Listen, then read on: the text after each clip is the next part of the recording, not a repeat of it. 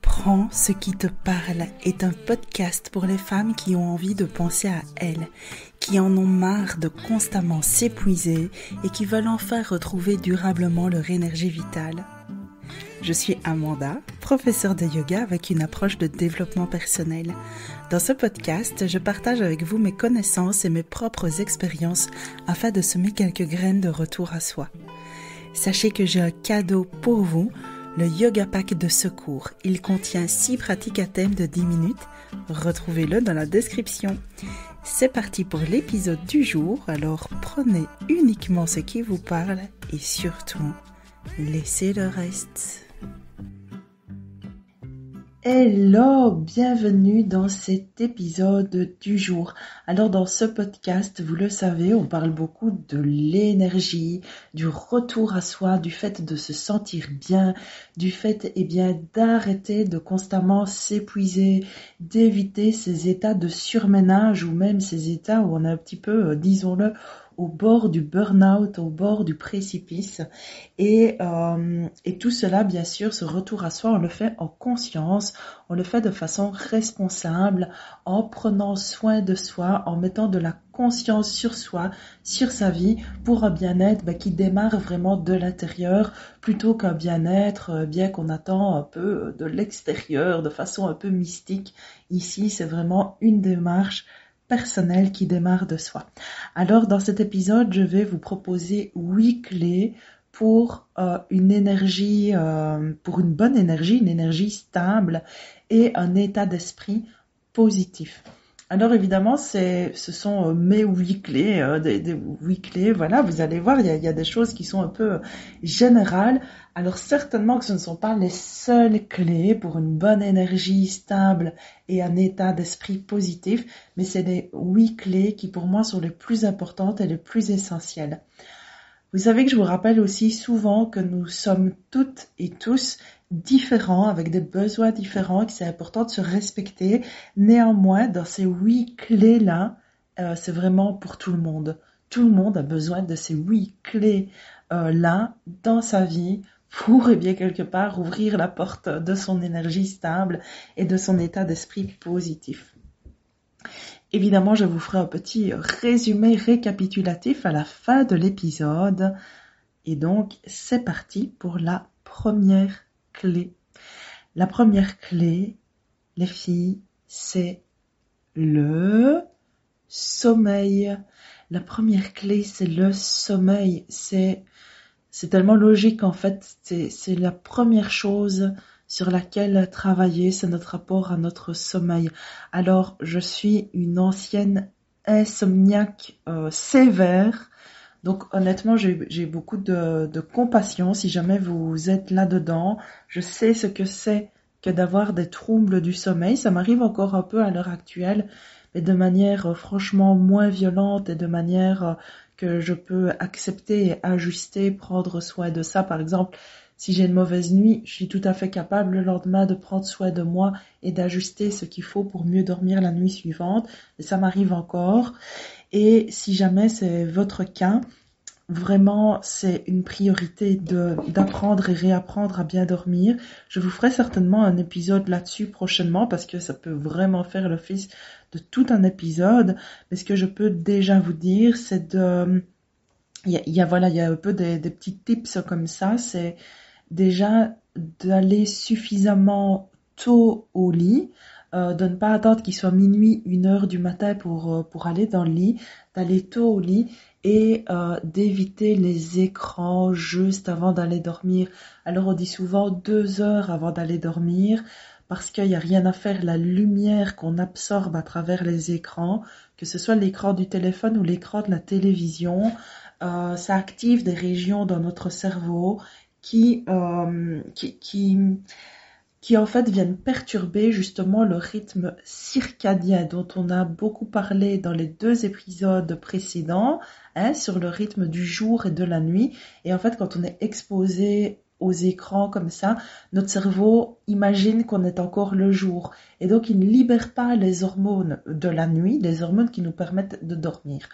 en quelque sorte, si je vous fais un résumé très très très grossier. Donc vraiment, allez suffisamment tôt au lit, évitez les écrans, toutes les boissons caféinées, que ce soit le thé, le café. Je me rappelle qu'à l'époque, un médecin m'avait dit de ne plus en boire à partir de midi.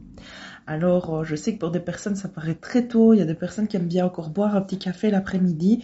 Mais honnêtement, si vous avez des troubles du sommeil, moi, c'est quelque chose qui m'a beaucoup aidé à partir de midi. Je sais que c'est après, dès qu'il est midi, c'est fini, plus rien à base de caféine.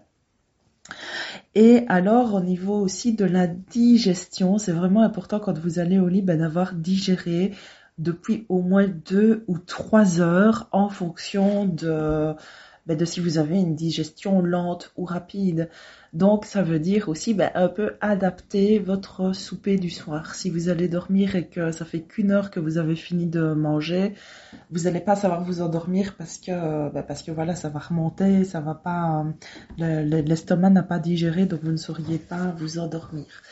Dans tous les cas, prendre soin de son sommeil, avoir un petit rituel du soir, faire en sorte que votre lit soit confortable, que votre chambre soit confortable, qu'elle soit suffisamment aérée, voilà, toutes ces petites choses-là. On en reparlera certainement dans un épisode spécialement dédié sur ce sujet, mais je vous pose déjà ces premières clés ici. La deuxième clé pour une énergie stable et un état d'esprit positif, c'est l'alimentation. C'est tellement important d'avoir une alimentation saine. On le sait tous, on l'entend tout le temps, on l'entend tellement que ça finit par ne plus rien dire. Vous voyez, un petit peu comme quand c'était le confinement, etc., et qu'on entendait partout, même dans les magasins, prenez soin de vous et de vos proches. La première fois, on est ému, on se dit, oh, c'est gentil de nous dire ça. À la fin, ça ne veut plus rien dire. Ici, les fameux mangez 5 fruits, légumes par jour, buvez de l'eau, évitez de manger trop gras, trop sucré, trop salé. On l'a tellement entendu qu'on le sait, mais qu'il y a plus d'impact quand on l'entend. Et pourtant, l'alimentation, c'est la base de tout.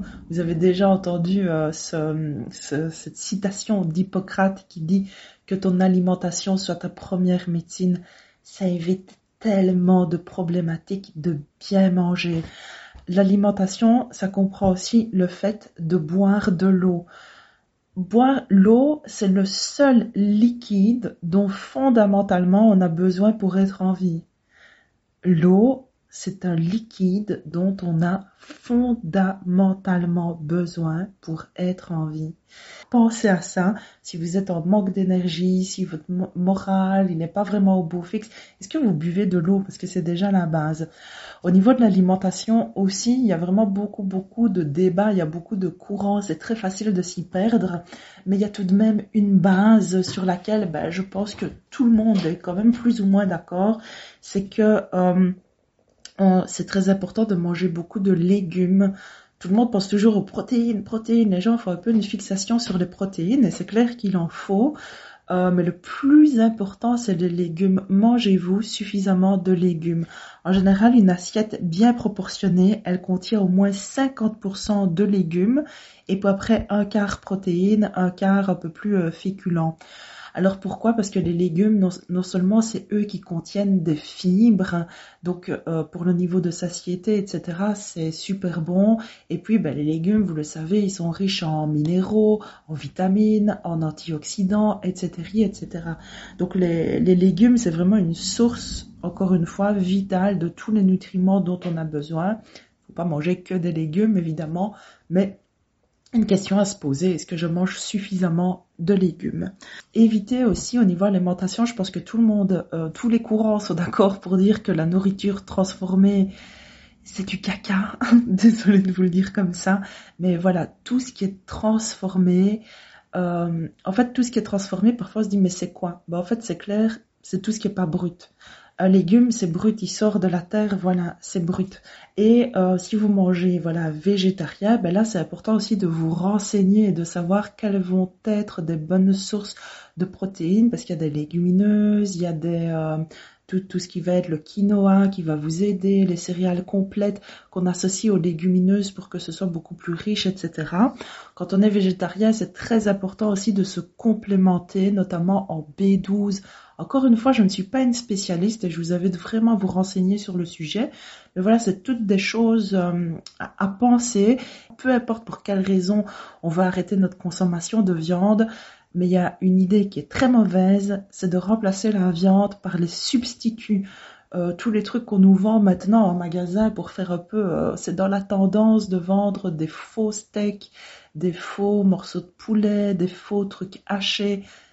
Ça, c'est typiquement la nourriture transformée, hyper mauvaise pour la santé. Donc parfois, on arrête de manger de la viande en se disant oui, c'est mieux, j'ai entendu que, mais après, on va le remplacer par quelque chose de beaucoup plus mauvais. Donc évidemment, végétaliser son alimentation, ça peut être bien et sain quand c'est bien fait, mais voilà, n'oubliez pas que la nourriture brute, tout ce qui va être de toute façon bio, local, de saison, c'est toujours meilleur que n'importe quoi d'autre qui a été transformé. Après, c'est mieux de manger des légumes qui sont peut-être pas bio et pas de saison, plutôt que de toute façon quelque chose de transformé, plutôt que le fast-food, tout ce qui va être les pâtes, les pizzas, voilà. Donc le fameux une fois de temps en temps, il représente quoi en fait? Est-ce que c'est une fois par semaine? Est-ce que c'est une fois par mois? Est-ce que c'est une fois par trimestre? Donc voilà, vraiment, dans l'alimentation, il y a cette règle qui est chouette à retenir, je pense, c'est la règle des 80-20. 80%, je veux manger sainement. Et je pense que, voilà, tout le monde, on a quand même une bonne idée de ce que ça veut dire sainement. Et 20%, ok, je me fais plaisir avec quelque chose de, voilà, qui est moins élaboré, qui est pas forcément intéressant pour la santé, mais qui va me faire plaisir. 80-20. Alors, la troisième clé pour votre énergie stable et un état d'esprit positif, votre environnement. C'est quelque chose auquel on ne pense pas suffisamment. L'environnement, il compte énormément. Comment vous vous sentez chez vous, à l'intérieur de chez vous. Votre maison, c'est votre lieu de ressourcement. Si justement vous êtes sensible ou que vous avez en tout cas une sensibilité au surménage et au fait de vous épuiser, vous vivez quelque chose par rapport au travail ou n'importe quoi, que c'est difficile et que vous sentez que vous avez tendance à vous décharger et que c'est difficile pour vous, votre maison, c'est le lieu où quand vous rentrez, en fait, c'est votre terrier. C'est là où vous allez vous recharger. La maison, c'est le lieu où on est à 100% soi-même. On peut enlever tous nos masques, on peut enlever toutes nos armures et simplement être soi, parce que c'est là qu'on va se rappeler de qui on est, qu'on va se rapprocher de son cœur, qu'on va se rapprocher de son unicité la plus pure. Je sais que quand je parle comme ça, tout le monde ne me comprend pas toujours. Mais en gros, quand vous êtes chez vous, vous devez pouvoir vous sentir vous à 100%, vous sentir libre, vous sentir bien et vous sentir en sécurité. Donc les personnes avec qui vous vivez, les personnes que vous acceptez de faire entrer chez vous, avec qui vous passez du temps, avec qui vous passez le plus de temps. Est-ce que c'est des personnes avec qui vous vous sentez bien? Est-ce que c'est des personnes avec qui vous vous sentez rechargé? Avec qui vous sentez que vous pouvez être vraiment vous-même sans vous sentir jugé, moqué, humilié, rejeté? Et au-delà des personnes, aussi dans vos meubles, en fait, simplement, est-ce que chez vous, est-ce que c'est harmonieux pour vous, évidemment, hein, je suis pas en train de dire qu'il y a des critères spécifiques de beauté de maison, mais est-ce que vous vous sentez bien dans vos murs, dans vos meubles, dans la manière dont les pièces sont agencées, dont les meubles sont disposés. Alors je sais qu'on fait ce qu'on peut avec ce qu'on a, mais néanmoins, il y a toujours moyen d'ajuster un petit peu. Parfois aussi, une des sources de notre déséquilibre et de notre fatigue, c'est qu'on a trop d'objets. Encore une fois, je suis pas en train de prôner le minimalisme à tout prix, mais en tout cas, c'est sûr que quand on est surchargé d'objets, ça ça peut encombrer notre mental. Après, il y a des personnes qui adorent ça. Je pense aux artistes et tout ça, ils adorent avoir tous leurs trucs et tout. Donc voilà, c'est propre à chaque personne, mais en tout cas, votre environnement, il est vraiment important pour votre énergie, pour votre état d'esprit. Est-ce que est-ce que vos proches vous inspirent? Est-ce qu'ils vous permettent de grandir? Est-ce que c'est réciproque, etc. La quatrième clé, c'est l'exposition à la lumière du jour. J'en parlais aussi dans les épisodes précédents sur le fait de vivre au rythme des saisons. Tous les jours, en fait, à la base, on est des êtres de la terre, on est des êtres de la nature, on fait partie de la nature et notre société s'est de plus en plus modernisée avec de plus en plus de confort, voire même de surconfort. Et tout cela, eh bien, de plus en plus, ça nous coupe en fait de cette nature parce que nos maisons sont du coup tellement confortables, donc espérons-le, hein, puisque c'était le point précédent de se sentir bien chez soi. Mais en tout cas, c'est tellement devenu la norme là d'être bien dans sa petite maison, dans sa petite cachette, qu'on s'expose de moins en moins à la lumière du jour. Alors qu'en fait, surtout ici, les mois qui vont raccourcir, les mois d'automne, hiver, voilà, jusqu'à quand les journées vont réallonger au printemps suivant, les journées vont être beaucoup plus courtes, donc il n'y aura pas beaucoup de clarté. C'est tellement important d'essayer de capter un maximum de cette lumière du jour, parce que ça joue encore une fois sur le rythme circadien. Donc plus on va être exposé à la lumière du jour, plus le soir on va savoir s'endormir facilement. Plus on s'expose à la lumière du jour et plus notre corps libère, encore une fois, des hormones de bien-être, des hormones de détente, des hormones qui fait qu'on se sent bien dans sa peau. Que quand on reste toujours à l'intérieur, dans le noir ou exposé à des lumières artificielles, ben ça joue directement sur notre niveau d'énergie et sur notre morale. Donc vraiment s'exposer à la lumière du jour, même quand il fait moche. Parce que parfois on croit que ça ne compte pas, on se dit de toute façon il fait tout gris, aujourd'hui il n'y a pas de lumière.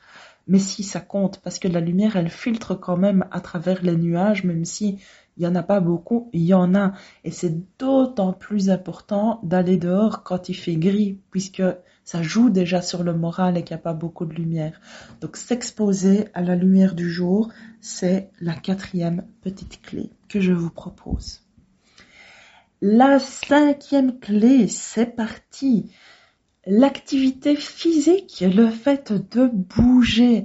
Alors, pas forcément du sport de compétition, sauf encore une fois si c'est votre dada à vous et que vous adorez ça, mais bougez, bougez-vous suffisamment, bougez-vous au moins le grand minimum syndical 30 minutes par jour d'affilée. Alors, 30 minutes par jour, être debout de la cuisine en train de cuisiner et aller à la cave et revenir et partir de la salle de bain et revenir, ça ne compte pas. Ça s'appelle piétiner chez soi, ça compte zéro. Bouger 30 minutes, c'est vraiment marcher, encore une fois, dehors, des grands pas, des grandes foulées, à l'air libre. C'est ça, c'est minimum 30 minutes. Soit ça, soit vraiment, s'il fait trop dégueu pour aller dehors, faire du vélo, faire quelque chose. Voilà, 30 minutes d'activité physique, c'est le minimum syndical et c'est quotidien. Le fait de faire ça, ça va augmenter notre métabolisme et encore une fois, c'est ce qui permet en fait, dans nos muscles, on a des ressources d'énergie. Ça, c'est purement physiologique. Donc, le fait d'activer nos muscles, eh bien, ça nous donne accès à cette réserve d'énergie. Donc, le sport, je pense que j'étais en train de dire qu'il augmente le métabolisme. Le fait de bouger, ça augmente notre métabolisme. Donc, quand on va augmenter notre métabolisme, ça veut dire quoi? Ça veut dire forcément qu'on va mieux digérer, qu'on va mieux évacuer. Ça va un peu nous faire transpirer. Et aussi, encore une fois, toujours le rapport avec le sommeil qui était la première clé. Plus on va bouger et augmenter notre métabolisme dans la journée, et plus le soir, on va bien dormir. Parce que j'ai l'impression que je suis déjà en train de vous faire l'épisode sur le sommeil, mais en fait, parfois quand on dort mal, c'est aussi qu'on n'a pas suffisamment bougé. Alors on est fatigué parce que notre cerveau peut être vraiment fatigué comme une grosse flemme là, vous voyez, mais on n'arrive pas à s'endormir et ça c'est terrible. Et parfois le simple fait de bouger un peu plus pendant la journée, eh bien ça va nous aider. Donc c'était la 5e clé, l'activité physique. La 6e clé pour une énergie stable et un état d'esprit positif, c'est la consommation mentale. Qu'est-ce que vous consommez? Donc on avait parlé de l'alimentation, là c'est qu'est-ce qu'on consomme directement dans notre organisme. Qu'est-ce que vous consommez pour votre cerveau en fait? Alors encore une fois, ce n'est pas grave de consommer des contenus, que ce soit sur les réseaux sociaux. Vous savez, il y a beaucoup de petites vidéos pour faire rigoler, pour nous distraire. On aime bien de plus en plus, il y a je crois que j'ai le droit de citer des marques, hein, il y a Netflix, il y a beaucoup de séries, il y a beaucoup de films, etc. Alors c'est important de se changer les idées, de se divertir, de regarder des films, etc. Mais attention à ce qu'on consomme parce que ça joue directement sur notre énergie. Alors, il y a des contenus qui sont beaucoup plus, comment vais-je dire, lumineux que d'autres. Et moi, j'ai pas envie d'entrer dans l'extrême en vous disant ne regardez que des choses positives, que des chaînes de développement personnel. Mais non, parce que parfois, pour se distraire, on aime bien aussi avoir des romans de fiction, regarder des séries policières et des trucs comme ça. Mais attention, c'est vraiment, encore une fois, c'est une question de dose, peut-être un peu comme pour l'alimentation, la règle des 80-20, bon, je dis ça comme ça, à tester. Moi, j'ai envie de vous donner un petit exemple, encore une fois, là comme ça. Quand j'ai repassé mon CESS, donc mon diplôme de secondaire, parce que je ne l'avais pas quand j'ai repris mes études, etc., j'ai fait mon TFE, mon travail de fin d'études, je l'ai fait sur les tueurs en série. Et puisque j'étais ultra motivée à réussir, vous imaginez quand c'est une reconversion, qu'on veut absolument décider qu'on voulait changer de vie, moi ma motivation elle était au max, donc je voulais faire le plus beau travail de fin d'études de tous les temps. Donc j'ai commencé à consommer du contenu sur les tueurs en série. J'ai lu toutes les biographies.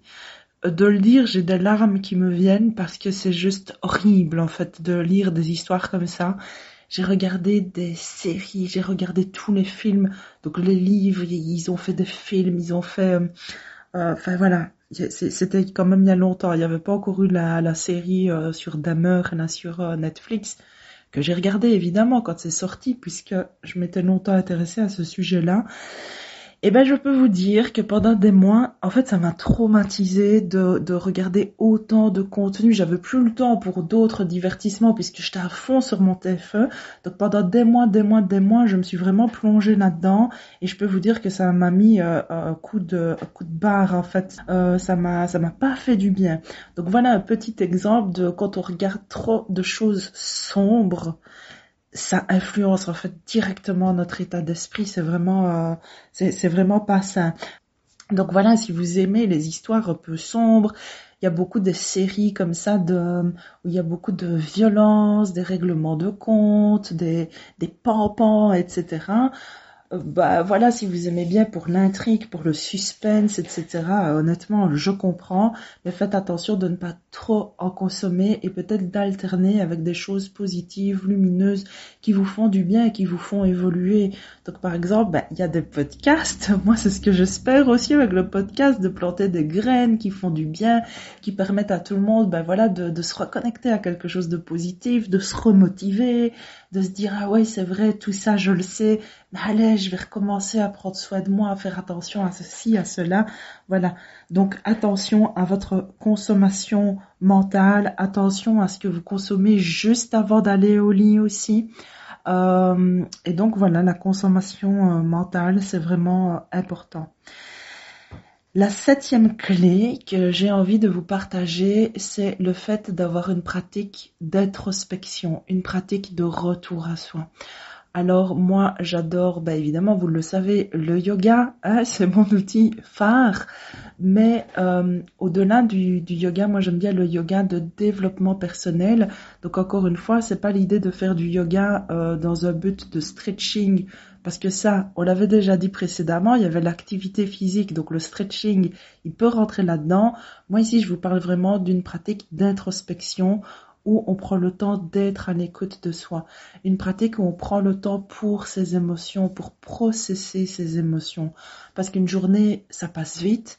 Qu'on n'a pas toujours l'occasion. Par exemple, on est au travail, il se passe plein de trucs, on vit des choses à l'intérieur de soi et on n'a pas toujours le temps d'exprimer toutes ces émotions-là, de mettre des mots dessus, de les exprimer de façon saine. Et donc, c'est tellement important au quotidien, hein, de prendre ce petit temps-là pour soi, pour être à l'écoute de ok, je sens que, vous savez, cette sensation parfois que la marmite, elle est en train de bouillir à l'intérieur et on est en train de mettre un couvercle dessus, d'abord parce qu'on ne sait pas c'est quoi. On sent juste qu'il y a quelque chose là qui est en train de bouillir à l'intérieur et on se dit ok, de toute façon, je vais me changer les idées, je vais regarder une série, je vais boire un petit verre d'alcool et puis ça va passer. Et c'est comme ça qu'on se détend. Alors qu'en fait, on a tellement plus à gagner de se poser, de fermer les yeux, de respirer et juste de laisser les choses se vivre. Et s'il y a des émotions, les laisser sortir. Et d'être sincère avec soi, de se dire, ok, qu'est-ce que je suis en train de ressentir? Pour moi, c'est vraiment ça, une pratique d'introspection et de retour à soi. Et pour moi, c'est comme ça que je conçois le yoga dans cette optique-là, en fait. Et alors, ce que moi j'aime beaucoup pour accompagner ces pratiques-là, eh bien, c'est le journaling, le fait d'écrire. Et par exemple, si vous ne savez pas comment faire du yoga, si vous ne savez pas comment méditer, le simple fait d'écrire, le journaling, donc vous avez un petit cahier, vous pouvez faire ça tous les soirs, 10 minutes maximum, il n'y a même pas besoin de plus, 5 minutes même, ça suffit déjà, et juste écrire tout ce qui vous passe par la tête, sans retenue, sans filtre, sans jugement, il n'y a personne qui vous relira. C'est vraiment l'idée d'évacuer tout ce qui se passe dans votre cerveau. Donc voilà, pour moi, ça c'est vraiment la 7e clé, c'est vraiment le retour à soi, l'introspection, l'écoute de soi qui peut passer par plein de techniques. Moi, je vous propose ici le yoga, la méditation, le journaling, mais évidemment, il y a peut-être d'autres outils à vous de voir. Mais en tout cas, quotidiennement, ayez un petit temps rien que pour vous, pour être honnête avec vous et pour accueillir et ressentir tout ce qui doit se vivre en fait. Et alors, la 8e clé, je l'ai mis en 8e, j'aurais pu la mettre en premier parce qu'elle est très importante aussi pour avoir une bonne énergie et un bon état d'esprit. Le fun, le fait de rire, le fait d'avoir du fun, de la légèreté, d'avoir du jeu dans sa vie, c'est tellement important, surtout quand on traverse des périodes comme ça un peu difficiles ou au niveau énergie pendant longtemps on lutte avec ça et quand on est aussi dans un chemin de retour à soi. Donc si vous faites déjà la petite clé précédente qui est la clé donc un peu de l'introspection, parfois on devient un peu trop sérieux avec soi-même, vous voyez, on devient un peu trop, je dois prendre soin de moi, je dois me lever tôt, je dois faire ma routine, je dois manger bien. Et en fait, tout ça va marcher uniquement si vous le faites avec du fun et avec de la joie. Il y a tellement rien de plus précieux que de rigoler. C'est tellement bon de rigoler. Quand on rigole, ça décharge. J'ai pas les mots exacts au niveau des hormones et tout ça, parce que moi je m'en fous des noms. Tout ce que je sais, c'est c'est ça qui se passe à l'intérieur de nous. C'est qu'on a une décharge d'hormones, de bien-être quand on a un bon fou rire, et ça équivaut même à avoir un gros orgasme en fait. Donc on ne se prive pas et on rigole à gogo. Et justement, on peut le combiner aussi à la consommation mentale, de regarder des trucs qui vous font rire, de regarder un film marrant, de passer du temps avec des amis. Ça revient encore à la notion de l'environnement. Si vous êtes avec des gens avec qui vous vous amusez, avec qui il peut y avoir du fun, faire, je sais pas moi, des jeux de société, faire Un truc que j'ai adoré faire avec des amis, c'était un escape game, par exemple. Ça, c'est vraiment des choses qui apportent beaucoup de joie dans la vie, qui apportent du fun, qui apportent de la légèreté. Et donc, voilà, n'oubliez pas que la vie, c'est juste un passage, c'est une expérience. Et donc, on peut la faire avec le sourire et avec jeu, avec fun et avec joie, et puis se reconnecter à cette âme d'enfant qui est toujours là et qui a le droit en fait de sauter, de pétiller et de pas trop se prendre au sérieux. Donc voilà pour clôturer cet épisode, j'espère qu'il vous a plu. Je vous fais un petit récapitulatif de ces 8 clés pour notre énergie, notre mental, pour avoir une bonne énergie et un bon état d'esprit, où on se sent bien à la fois dans sa peau et dans sa tête. 1. Le sommeil. 2. L'alimentation. 3. L'environnement. 4. L'exposition à la lumière du jour. 5. Une activité physique suffisante qui vous convient. 6. La consommation mentale. 7. Une pratique de retour à soi et d'introspection. 8. Le fun, la joie, le rire. Youhou! À la semaine prochaine! Et voilà, l'épisode du jour est terminé. S'il t'a plu, n'hésite pas à t'abonner, à liker, mettre des étoiles, un petit commentaire et à partager avec une personne à qui ça ferait du bien. Tu sais, ces petites actions permettent de mieux faire connaître ce podcast et ça me fait très chaud au cœur. Alors je te dis déjà merci, à la semaine prochaine et d'ici là, on se retrouve sur Instagram. Bisous!